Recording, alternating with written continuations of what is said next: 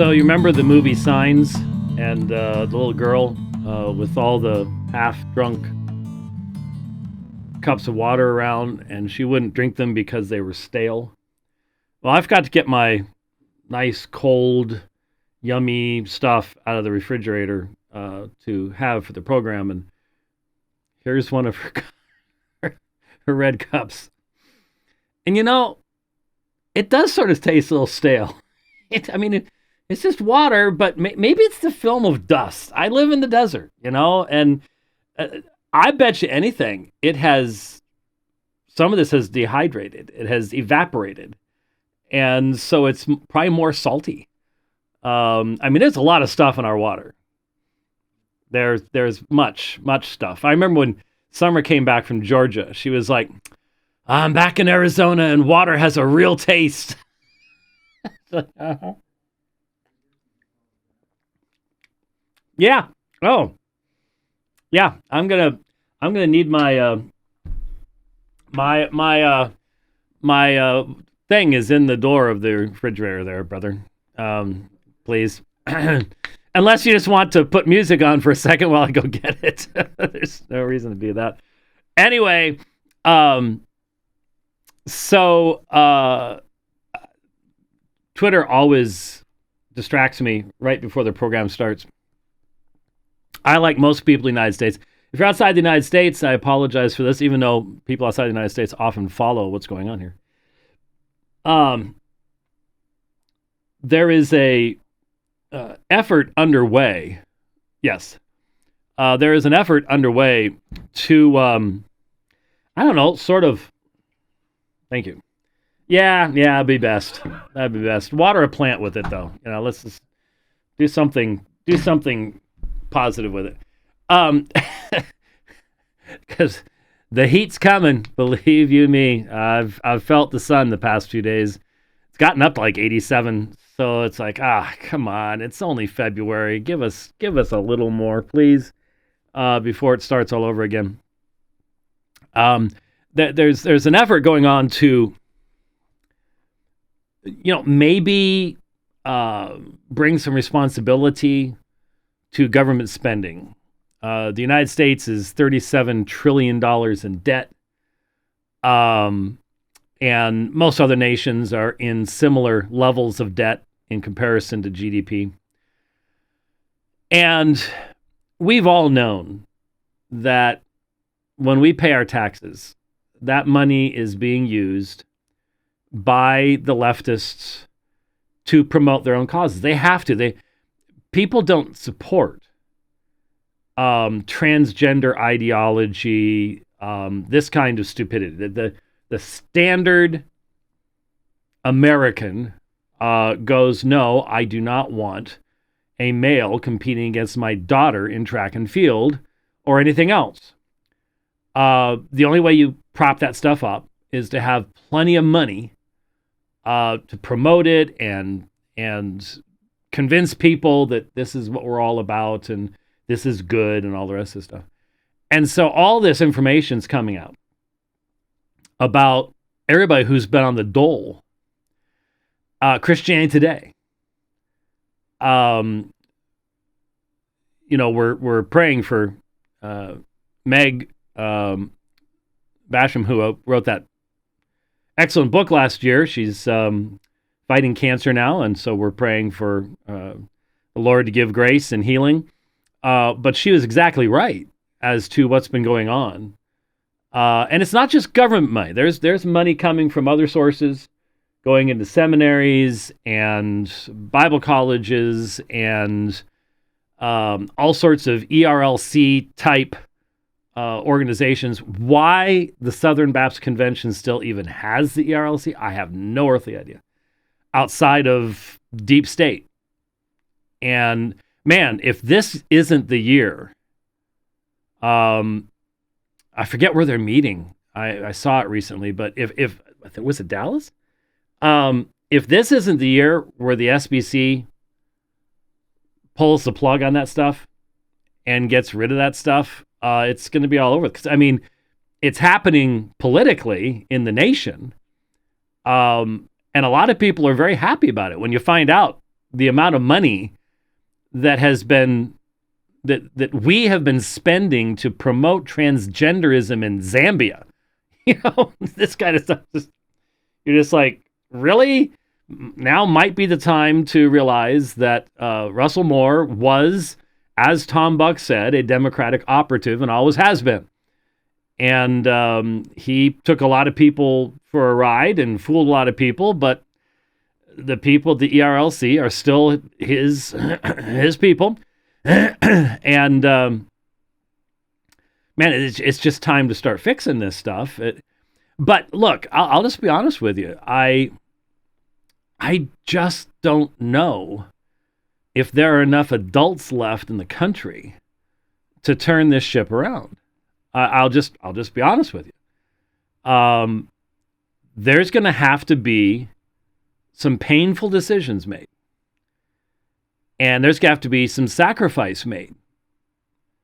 And there are minimally two nations, maybe more, living within the borders of the United States. And that other nation has no intention of sacrificing for the future of this country. They want to destroy this country. They want it to be a completely different country. They want it to be aligned with the CCP and things like that. So they're not going to sacrifice. And so I get all the vibe stuff that people are talking about right now. Well, that vibe hit a really sour note this morning. First thing I see when I get up this morning and hit the computer is Paula White being chosen by Trump. Pastor Paula White. Those words do not go together. Try impastor Paula White heading up some thing that Trump is starting on Faith or whatever. And I'm just like, oh man, I just think he chooses her because he thinks she's cute. I don't see any other reason for it. He has the spiritual discernment of I don't know what. But anyway, be it as it may, we are seeing lots of stuff. I love seeing the executive order, and I love did you see how fast the NCAA responded? It's like, okay, all right, no more guys. Oh, no kidding. No more guys in women's sport. What a bunch of cowards. I mean, honestly, if you believe the stuff you were saying before, if you believe the stuff that you were putting out 6 months ago, you're just going to roll over now and go, oh, okay. Well, you know what that means? Is when the Democrats win the next election, whenever that will be, I don't know, it just goes right back again. Just you can never. That's why I said, starting on Inauguration Day, I love the defunding of Planned Parenthood. I love the Mexico City policy. I love, wow, you can actually protect a border. Isn't that amazing? Could have been done for the last 4 years. It was being purposefully kept open by the Biden regime to change the nature of the United States of America. There's no question about this. No one can argue that. All you can do is scream at people when they tell the truth about that. Yeah, that's all good stuff, but it's not supposed to be being done this way. That's my problem. You mark it down, you write it down from Inauguration Day onward. What I'm saying is, if this Constitution and this nation is going to survive, we can't be doing it the way it's being done right now, because we aren't electing a president. We aren't electing a Congress.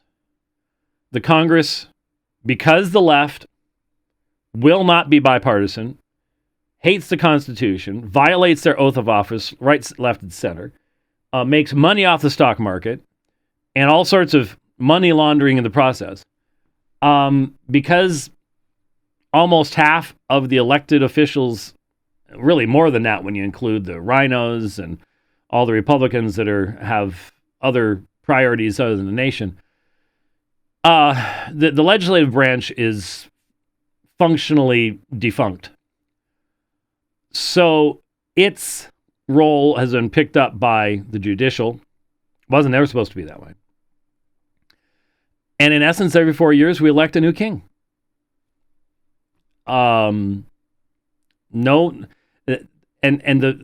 greatest disadvantage that the United States has over against Russia, over against China, other rising powers like India, the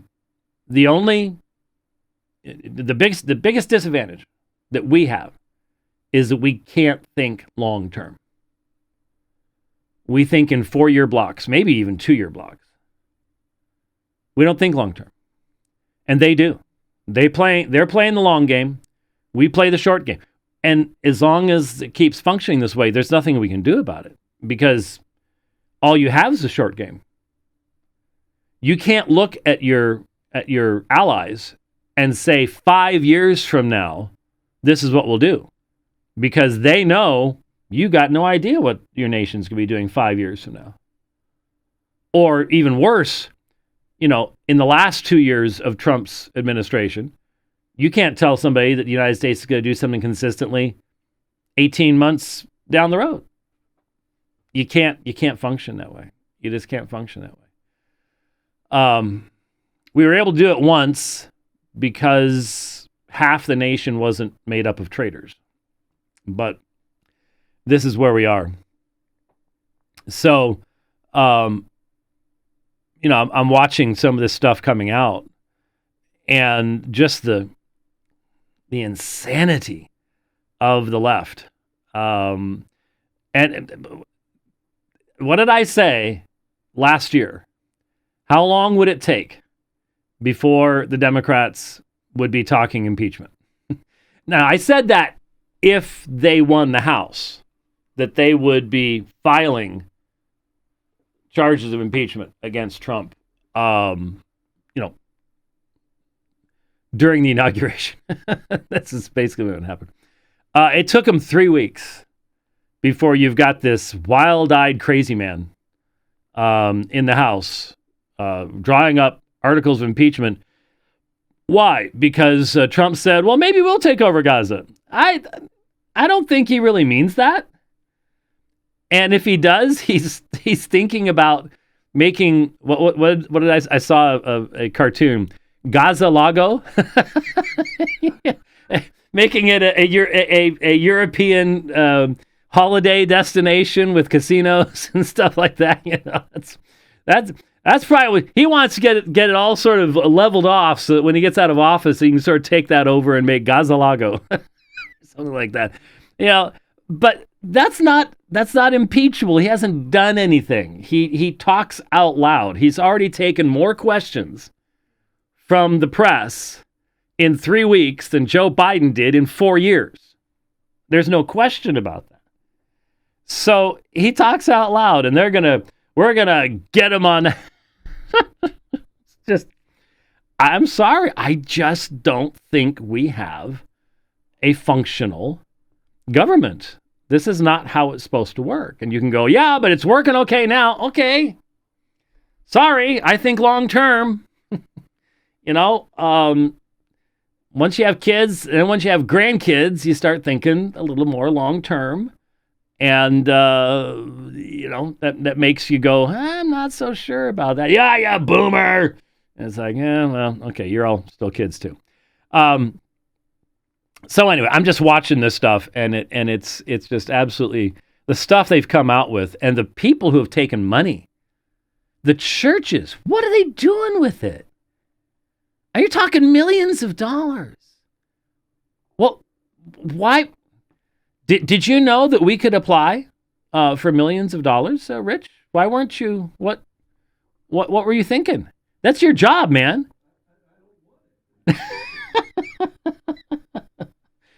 I mean, we're sitting here and it's like, well, it's COVID and it's ugly and people don't know what they're going to do.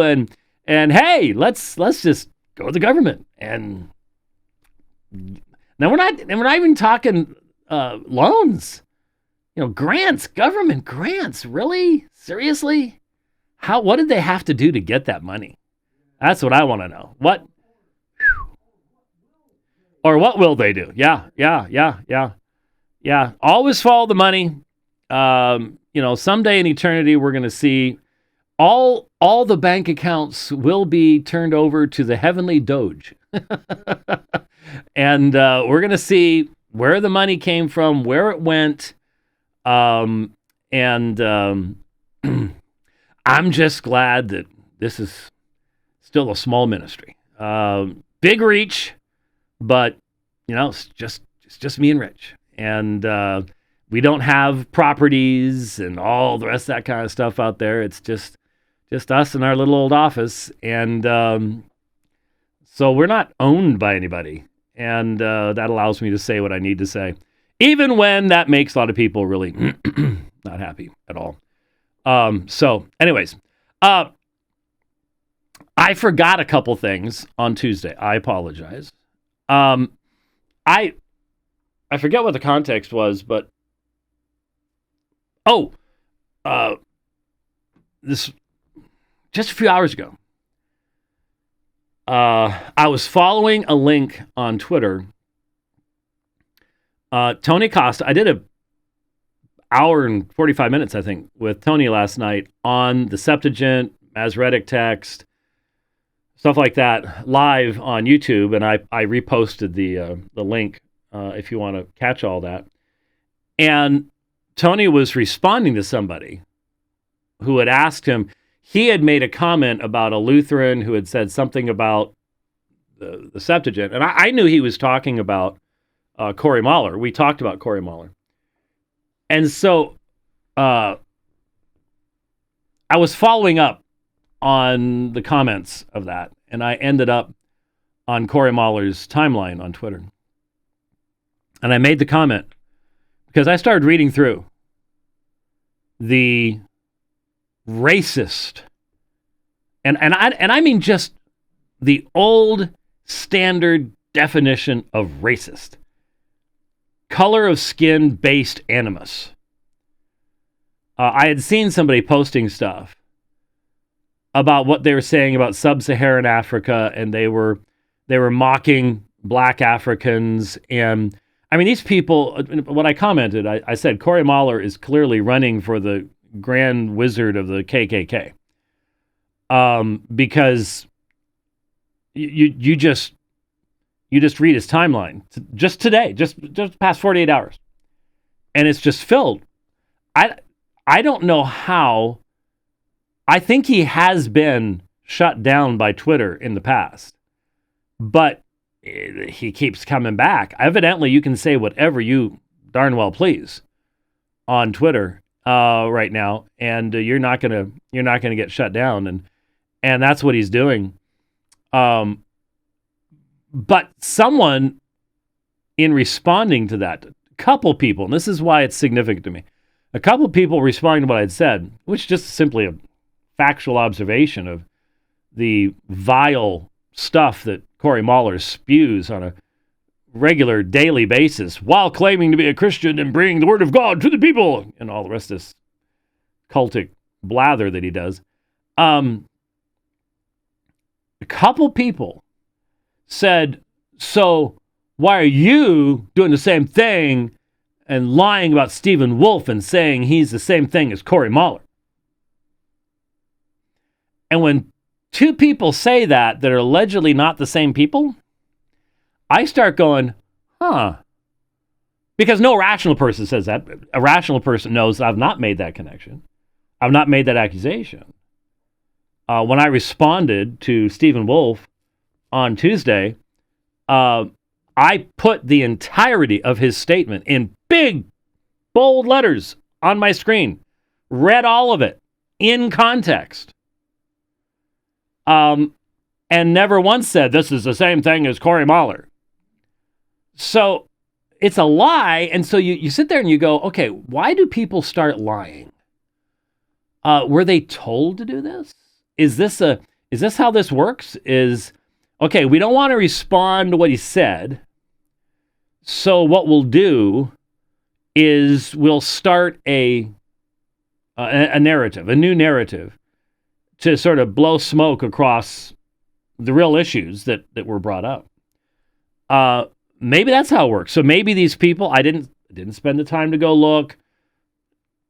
Can pretty much guarantee there were sub 200 follower anon accounts. But it does make you wonder if that's not exactly how it works. Okay, we got a problem with that last program. It's going to be really hard to respond to it in any meaningful fashion. In fact, we'll never do that. Wolfe has said a couple things, but again, not interacting with the substance. He can't interact with the biblical substance. He would never do that. He would not. He knows better than to do that. And so all you get from Wolfe since Tuesday is, I'm the one representing the historic reform perspective. That's all he wants to give. He's not going to engage text of scripture. He's not going to engage, anything else that I said in defending Christian worldview analysis and the necessity of doing that in the secular world and the consistency of doing that from a reform perspective. Any of that stuff. He's just not gonna go there. Was there something that no? Okay. So you have to say something just enough to keep your followers going, yeah, but without actually doing the work of doing any kind of interaction with it. But I did find it fascinating. So there were two screens. I even left them up since Tuesday. That I forgot to get to on Tuesday. Would have made us go somewhat longer, but it would have fit better then. But I want to get to them today, and I apologize for having forgotten them. They're back behind my Accordance Bible software. Out of sight, out of mind. So I closed. I dropped the Accordance window. I was like, oh, forgot that. Oh well. One was a Stephen Wolfe tweet where he says, in my judgment, the claims of climate change are exaggerated. Well, duh. And the policies proposed to fix it are absurd. But we Protestants, that's a rather general term there. I should put those someplace, like out of the camera view, because the problem is, there. See, it doesn't look quite as. Yeah, there you go. I have these things in my ears now, which means I can't put other things in my ears now. Do you need me to bring my wife down here and, have her tidy? Sure. You realize could you bring her to the RV that Monday? You realize you won't be able to find anything for the rest of. Trust me. That's my life at home. The reason I have 10 of everything is because the first 9 were put in a good place that I would never ever think to look. Oh, see, you forget. We all know where my wife puts things. That's true. They're in the Phoenix City dump. Or the Goodwill. Oh, okay. Yeah. Goodwill loves my wife. They call and go, is she all right? Yeah. We haven't seen you for a while. We have a Goodwill near us. And yes, the Goodwill near us knows us, and the Ross near us has a single lane that says Kelly on it. Yes. It's just for returns. Yes. But the rule of thumb in our house, remember? Oh, yeah. If you haven't worn it in 6 months, it goes by. If you haven't used it for 6 months, you don't need it. Out it goes. But there is a logical problem there. We live in Arizona. Yes. So 6 months is summer. So there are 2 months when it can get cold. Yes. How do you... No, never mind. Let me get back to what I was doing here. All right. But we Protestants must stop applying, quote, biblical theology, end quote, to questions that can only be understood fundamentally in their own domains. So this was before the long thing that he wrote. In fact, I would imagine that it was the pushback on this. He was attacking the Biblical Theology of Climate Change book that pretty sure it was published by G3. And so he was mocking it. He said he says in this is the tweet where he says it was dumb to say things like that. So, but we Protestants must stop applying biblical theology to questions that can only be understood fundamentally in their own domains. So, climate change is not a theological question, is what he's saying. Do carbon emissions warm the earth or cause more catastrophic weather events is not a theological question. It's a question of science answered through scientific investigation.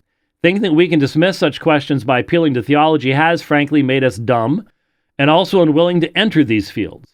Not every question can be answered by simply having the right, and then, very last word, quote, worldview, end quote.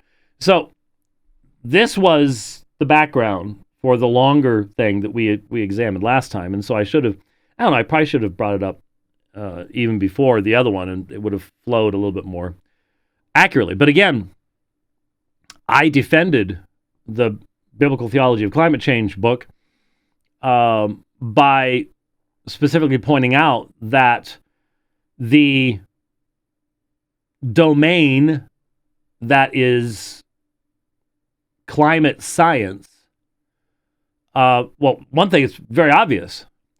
The domain that is climate science is corrupt and has been corrupted by money.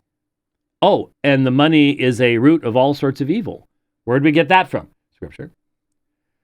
And when we analyze the data, and we can go back and find entire months 100 years ago that are warmer than they are today, even though the carbon dioxide level was significantly lower. We need to have an understanding of natural law that comes from creation to be able to even begin to analyze that. Now, it's not being analyzed right now. It's just being used for political purposes, being used to enrich China, which builds all the wind farms, which take fossil fuels to actually lubricate them and keep them running. And then when they fall apart, we have to bury them in the ground. And it's complete societal suicide. It's ridiculous. But all that could be analyzed on the basis of things like Romans 1 and why men are doing what men are doing to other men. Because that's really what's behind all this stuff. Mankind has lived since creation, recognizing that God's the one that's in control, the wind and the waves. He causes, you see in Scripture, he brings drought and famine as judgment upon Israel. He's in charge of the weather. It's not outside of his purview. That's theology. And of course, then you still have the standard misrepresentation thing that we can dismiss such questions by appealing to theology. No one's dismissing questions by appealing to theology. We're saying that the analysis of the data is under the realm of theology. That when you analyze data as a Christian and have a Christian worldview, and you look at God's world as God's world, rather than looking at the world as if it's a random result of natural processes, and then you try to slather a little bit of religiosity over here in the corner to make you feel a little bit better when you get close to death. That's not the Christian way. That's not the Christian way. So this was February 1st. So this was 5 days ago. Well, okay, I'll take that back. That's when I screenshot it. Whether that's exactly when it was written or not, I don't know. But when he says it's a question of science answered through scientific investigation, I would like to think that Stephen Wolfe is aware of the fact that one's view of creation has a massive impact on what one even identifies as scientific investigation. I remember when I've told the story before, but it's been a number of years. When I graduated from college, I was a double major, Bible and biology. And I was department fellow in anatomy and physiology, studied genetics, got a decent science background. It was a long time ago now, but I've kept up with some of it. And so one of the first books that I read after I graduated was Dawkins' The Blind Watchmaker, because it was sort of a, there were a lot of people talking about it and the challenge that it made to any kind of biblical creationism. And by the way, someone said, you're assuming all this stuff about Stephen Wolfe. And what they were talking about was I asked the question on the program, is he a biologos guy? And no one has answered that. I guess I'm just going to have to put it straight out there. Is he a biologos guy? Is he a creationist? I'd like to know. It would be interesting to have that kind of information when we're talking about stuff like this. But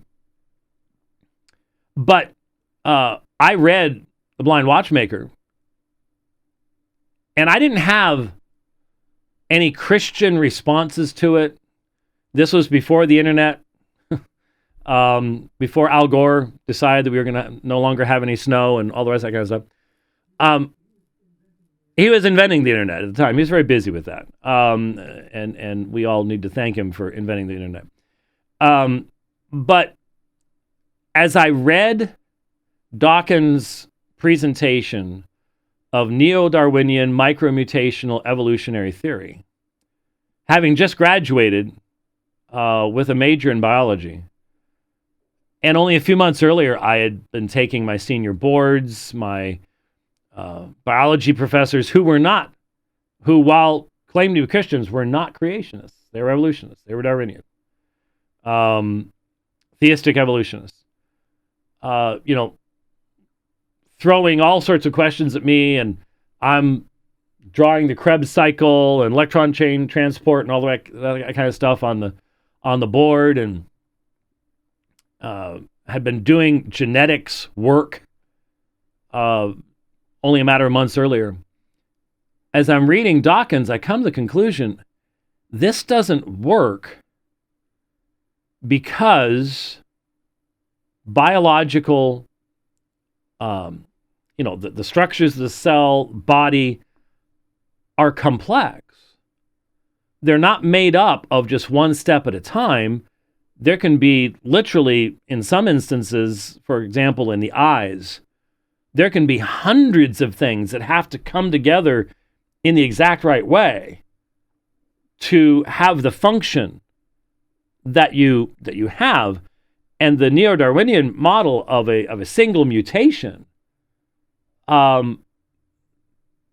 you couldn't have enough mutations happen randomly to give any kind of advantage in reproduction.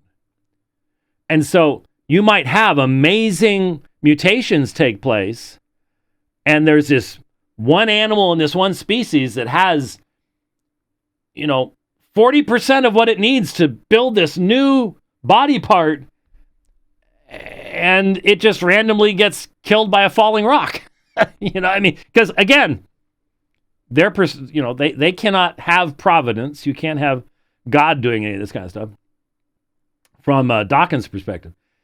And so you get started all over again. And so I had come to that conclusion reading the book. And I remember I flew over to Albuquerque. I don't remember where I went.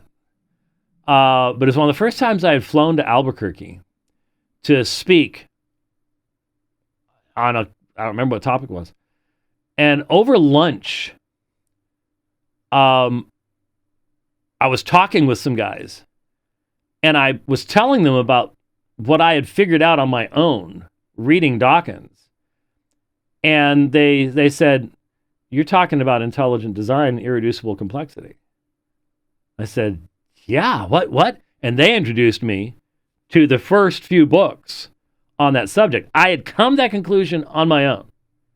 And I had come to that conclusion analyzing the data from a Christian worldview, and had come to the same conclusion that many other people have come to along those specific lines. And so, when Wolfe talks about scientific investigation, that is there's theological There are theological presuppositions underneath that. Did you lock the truck? Oh, you'll do that right now for me?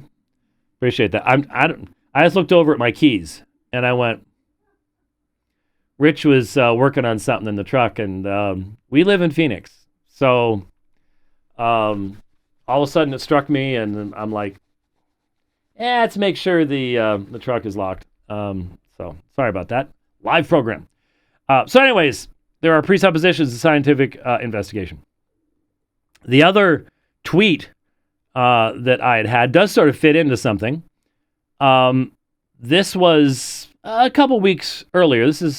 I screenshot this on the 24th of January. And it's from Pastor Eric Conn up in Ogden.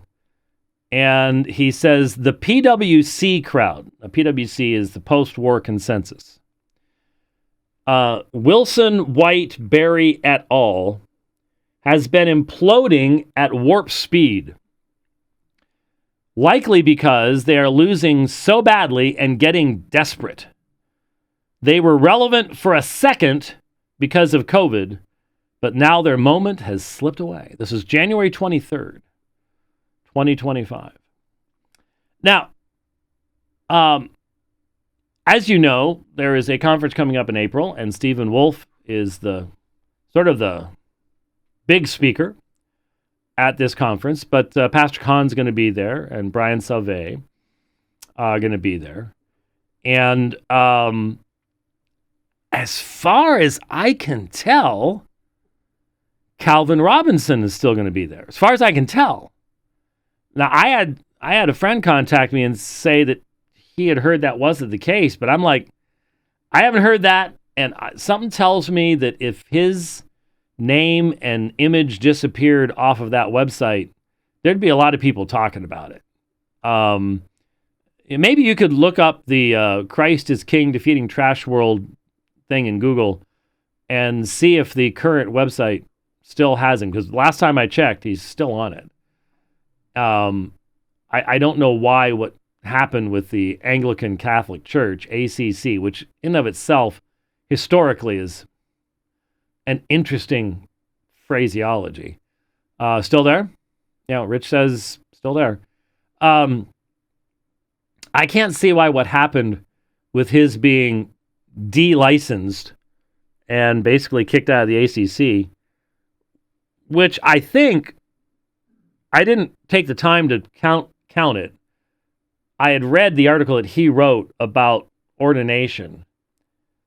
I think that was minimally the third group that he's been with in the past 2 years. And, he could defend that on various grounds, whatever. But I can't see how what they did would actually impact his participation with the group in April. If anything, it would just make him more of a sort of a martyr figure. Because if you're not know what I'm talking about, in fact, I don't know whether I talked about this at all, but Calvin Robinson, who we talked about a few weeks ago, and he went and did a webcast with Anthony, Catholicism on Twitter, and they played some clips from the sermon that I did where I used Calvin Robinson as a sermon illustration.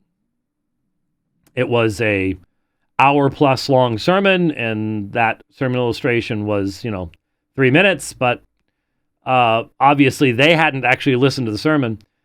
Certainly Robinson hadn't. And man, they're just going at it, and they're just slandering me right, left, and center. I even contacted the Anthony guy on Twitter. I said, will you come on the program and defend what you said about me on your webcast? I'll think about that. I'll get back to you. I haven't heard a word since. Just poof, gone. Because it was painfully obvious that neither him nor Robinson had actually listened to the sermon. And I don't think they'd want to be honest with you. I was dealing with other issues, but I was dealing with Marian issues. And that's something I've been doing for years and years and years. There's nothing new about that. This was just a modern example of what happens with this kind of stuff. So anyway, as far as I can tell, he's still on the roster for April at the conference. So I have been saying what you're going to see is you're going to see an alignment of the people that are speaking at this conference against, well, basically the people they used to have speaking at their conferences, so they can make that break. I've said, I believe sometime in November, December, the decision was made. We're not going to have anything to do with those folks anymore. We're going to go ahead and go after them now. We're going to send the anon army after them. We have said in the past, Doug Wilson, Joe Boot, James White, these have been people who've given us great guidance, blah, blah, blah. We're dumping all that. And they are now, according to Pastor Conn, the PWC crowd. Now, I'll mention it again. That's empty verbiage. It's glowing letters on a screen that have no meaning. I am no more a post-war consensus crowd member than I am a loony Democrat. Okay, so that's what's the term now? Dog whistle. That's the thing that you use to get your unthinking followers to start barking. And that's what the PWC thing is. You know, when they define Hitler bad. Okay. So evidently the PWC crowd is imploding at warp speed. I'm not sure what that's really supposed to mean. But that's, you throw that out there, keep your people excited and keep them beating the war drums and doing their anon stuff and things like that. And because we're losing so badly and getting desperate, I'm not sure what we're losing at. Because I can't get these guys to engage with any kind of biblical argumentation or anything like that. And the reality is what I have predicted is taking place right now. What have I predicted? I've predicted that there's going to be changes taking place in their own theological formulations so as to come together in this movement. And of course, some of them anyways had different theologies in the past and then adopted a reformed, presuppositional, postmillennial, theonomic perspective. We're real excited about that for a while. But now they're moving away from that. And I think a clip showed up, I think this morning on Twitter, that demonstrates that they know that they're moving their theology. They know they're changing their theology, and they're sort of preparing people. They've learned from what Jehovah's Witnesses did. When the witnesses totally blew the prophecy, the 75 prophecy years and years ago, that Christ was going to return, and that didn't happen. They lost 1 million people over the next few years from their organization. Now they change theology slowly. They prepare people for a change in theology before they actually make the change in theology. And so I think we're seeing the preparation right now. Well, once you're convinced you are wrong about something, you need to admit that you are wrong and that okay. So I think what we're going to see is a movement toward a Wolfian, non-Ventilian, non-presuppositional, non-Christian worldview, non-postmillennial, non-theonomic perspective that will allow you to adopt the sacral Christian Prince type stuff without the revivalism that Stephen Wolfe talks about. Revivalism, the Puritan hope, stuff that these guys had been talking about not very long ago. But I've decided that that Puritan hope stuff, Puritans were a long time ago. They didn't even have the internet. And so they were really thinking long term. And that's just not going to get the clicks, That's not going to keep the Anon army anoning on our side. And so let's go a different direction. and it's going to happen. Just watch. Just watch. Now, how long that's going to hold together as some type of a movement, I can't imagine it'd be very long, because I'm not sure how big it really is. I keep wondering how much of this stuff is actually driven by server farms and by people that have 25 accounts online at one time, making up the anons. I'd like to think there aren't that many people who have such empty lives that they're living their lives anonymously on Twitter and just running around ravaging people. Anyway, but evidently the PwC crowd, myself, Doug Wilson, I think the Barry that's being referred to here is one of the editors at Babylon Bee, I think, maybe. I don't know. But we're imploding, and we're losing badly, and we're getting desperate. And I just go, okay. You want to believe that? I'll let you believe that. They were relevant for a second. This is the part I love. This is how 1984 gets illustrated. They were relevant for a second because of COVID, but now their moment has slipped away.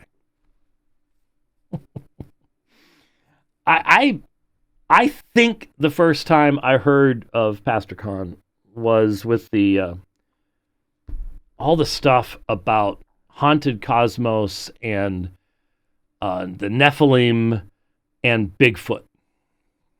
Okay, during COVID, that's when I think I looked at it. I'm trying to remember when it started. It's been a whopping 2 years, maybe 3 at the most. Maybe 4 at the most, but it's really short period of time. And I had never heard of any of these guys before that. And that's fine. That's great. That's wonderful. I didn't know who Wes Huff was. Jeff tells me that if I had come with him up to Canada, I just don't like going to Canada, but that one year, Jeff and Luke and I were in Palmyra, New York. We visited the site of the first vision, the sacred grove, and all the rest of that kind of stuff. Got soaked in a rainstorm. And then I flew home from there, and they went up to Canada to speak at the Ezra Institute, and Wes Huff was speaking there. And that's when I think that's when Jeff became familiar with him. So sure, there's people. There's us old folks, me and Tony Costa, and all of us have been running around for decades, and then the younger guys. And when I hear the encouragement that we have been to the younger guys, that's great. I think that's absolutely fantastic. They need to be picking up the torch and running with it. That's wonderful. But the last line here, they, myself, Doug Wilson, were relevant for a second because of COVID. But now their moment has slipped away. Wow. And so I stopped and started thinking, okay, let's say 2020. Okay, let's say March, was it March, April of 2020? I think is when COVID it was March of 2020. Yeah, well, you started hearing about this weird stuff in China. So early 2020. Because I was supposed to fly up to Moscow and do a debate with Doug on textual issues. Yeah, you had to cancel all those flights and stuff. And I think that was in mid-March. I remember writing to Doug going, the way things are going, if I came up, I might get stuck up there if they don't let me fly home. So let's just hold this off for a few weeks. Well, we didn't know how long those weeks would be. And so what was I doing up until 2020? Evidently nothing. I wrote all of my books before 2020. I wrote The Potter's Freedom, The King James Only Controversy, The Forgotten Trinity. The Forgotten Trinity was written in the late 90s. Potter's Freedom in the early 2000s. Justification by Faith, I think it was 2004. Scripture Alone around the same time. How many of the 193 debates I've done did I do before 2020? About 180 of them. Pastored for years at PRBC. How many missions trips to Salt Lake City? Long before there was a church in Ogden. Long before there was a church in Ogden. I was on KTKK radio in Salt Lake City, in studio, with a Mormon attorney as the host, 2 BYU professors sitting across from me, taking live calls only from Mormons in Salt Lake City. That was in the late 80s. Okay? I'm doubtful that Pastor Conn was out of his teens at that time. And that ministry has had tremendous fruit over the years. So it really makes you go, what kind of a mindset do you have to have to create a PWC group, whereas that's meaningless? We're not a PWC group. We're not post-war consensus, even if you use the Roman Catholic definition of that from Reno. Globalism, anti-national sovereignty, that kind of stuff. Applying it to either me or Doug Wilson is foolish. It's just, who are you trying to fool here? It just doesn't make any sense. So, but to say that Doug Wilson, who is instrumental in founding Canon Press and New St. Andrews, and no matter what you think about him, he has had, a lot of people have had to deal with what he's said. And a lot of people have been encouraged to take stands because they watch him going on university campuses and just in a cool, calm, collected way dealing with the people coming after him. That was all before COVID. There is a strange twisting of history that you have to be doing to say that Doug Wilson and myself were relevant for a second, but only after 2020. How do you sit there and type that and then hit return without going, that don't make no sense. I don't know either. But interestingly, it was responded to by none other than Andrew Torba, who has said all sorts of really strange things as well. And he says, it must be difficult to see your entire worldview dismantled and falling apart before your eyes on a daily basis.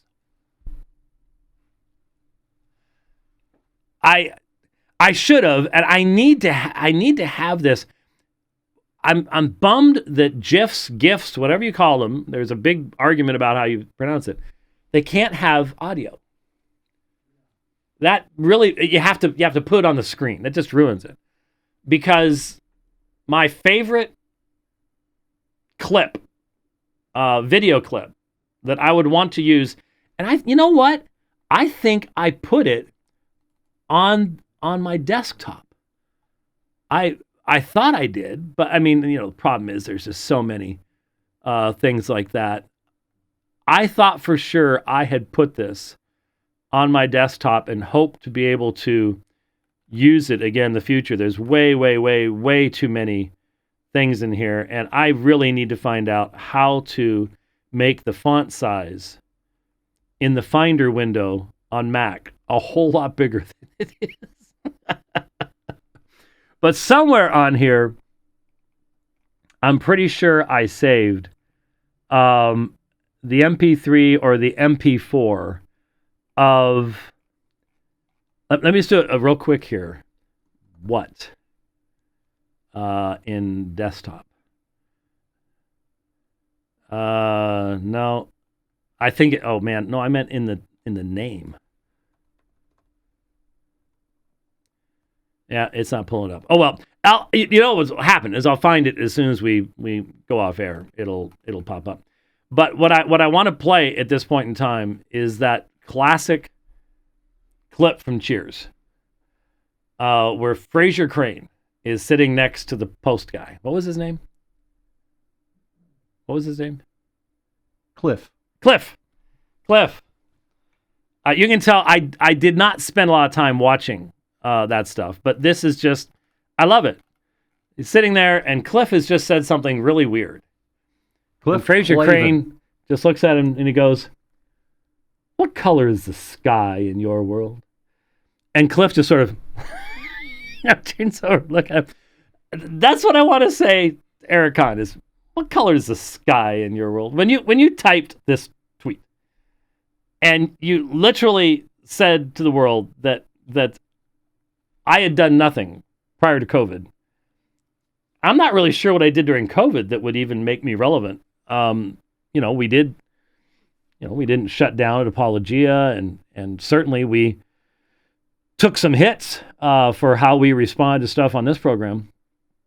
But what color is the sky in your world? Because evidently the sky in your world got invented in 2020, and all of history before that just gone. I don't get it. But then with Andrew Torba saying your worldview, wait a minute. Andrew Torba said your entire worldview. Oh no. Andrew Torba needs to be corrected by Stephen Wolfe. Your entire worldview dismantled and falling apart before your eyes on a daily basis. So I want to say to Andrew Torba too, what color is the sky in your world? How is my worldview being dismantled? In what way? And when it's getting down to specifics, these guys respond with memes. They respond with winky memes and stuff like that. When you press them and say, how about giving us some facts? How about interacting in a meaningful fashion? You get nothing.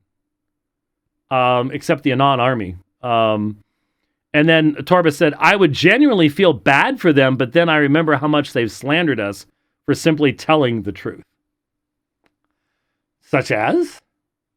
And whenever I say such as, a couple days ago, I decided to start pushing back on all these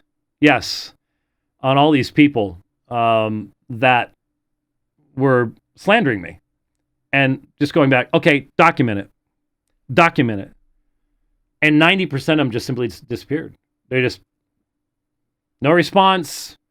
And since they're anons, you can't push it, So. Tell me, what color is the sky in your world? So here, Chris Honholtz sent me the thing. So I just sent the sound. I just shifted the sound over to you. Generally accepted, sir, that Vulcans aren't. And of course, what it does is it then plays the next clip, which is an old clip from Star Trek. But here you go. What color is the sky in your world? Yeah, you didn't have it up. Here we go. Tell me, what color is the sky in your world? I loved how Fraser Crane sort of looks over at him. I don't want to put it up because they'll probably ding us for copyright or something like that. But yeah, I need to save that somehow too. Well, my favorite part of that they didn't put into the clip, and that is he looks at him and he says, "Hello in there, Cliff. Tell me, what color is the sky in your world?" he that really? Hello in there, Cliff. Oh man, that is really good. I need to track that down because this is all I've ever seen is just the 4-second. Tell me, what color is the sky in your world? I just love it. Love it. It's the ultimate of peering into this foreign place. This place I've never been to. Window. Not even sure I want to go. Not even sure I want to go. Anyway, all right. Well, hey, from the happy irrelevant, and I've been irrelevant my entire life. Was only relevant for a brief period of time during COVID. Director of Alpha and Omega Ministries. Thanks for listening to the program today. Don't forget don't start the music. Don't forget, I pull out a week from Tuesday. So, as normal, that's going to mean doing the program from the road, weather dependent, travel dependent, all sorts of stuff like that. I'm going to be in Conway. Well, I'm going to be at Quattro Nelson's church, sort of outside of Conway, but same general area, of Saturday and Sunday, that following Saturday and Sunday. And then doing some stuff at the seminary Monday and Tuesday. And then I head to Jonesboro, and I've already posted the stuff. I don't know if we have that anywhere, but I posted it on Twitter. The debates are Friday and Saturday at 12:05 in Jonesboro. The first debate is a 2-on-2 debate on the extent of the atonement. And Jeremiah Nortier, as they would say in French, also called the apologetic dog, one of those young guys, the next generation that, wow, I think Jeremiah would say I've encouraged him, tried to give encouragement and direction for him, but he's part of that next generation. He's younger than Jeff, a good bit younger than Jeff, but real sharp guy. He and I are teaming up to do a debate on the extent of the atonement. And then the next night, Mr. Heschmeyer from Catholic Answers and I will be debating, is the Mass a propitiatory sacrifice? He's going to be defending that thesis. And they'll both be at 12:05 there in Jonesboro. Like I said, I posted the information. And then I'm pretty sure I'm preaching at 12:05 on Sunday. I think. I may have just invited myself. And then heading back after that. So that's the next. It's a quick trip, relatively speaking, because then I'm heading for Louisiana in April. I've got a debate April 4th in Livingston. And then I'm going to be trying to swing up into the northern part of Louisiana and trying to set some stuff up right now there at some of the churches in that area as I head back from that. So getting back on the road and 3 debates set up right now. I'd love to see if we can get some others before we head back up toward Colorado in late July. And that's going to be a weird trip because I'll be teaching it's the apologetics, or I'm pretty sure it's an apologetics class at the seminary, intensive at the seminary in Conway, and then hitting Colorado on the way back. That's gonna be a long trip. And then G3 is the second weekend in September. And I'm standing on my head right now to try to arrange something with Chris Arnzen in Pennsylvania and with Jeffrey Rice in Tullahoma, and with a group I was just contacted about that wants to put something together with Jason Lyle and me and Eli Ayala in Nashville. How I'm going to make all that work right now, I do not know. But we're going to try. So if you're in those areas, maybe we'll be able to, work something out along those lines. But that's what 2025 is looking at right now. So anyway, next week should be mainly normal. We may have to move things around a little bit because we're going to have to pick up the RV, move it one place to another, all that kind of stuff. But staying busy despite our desperation and our losing badly.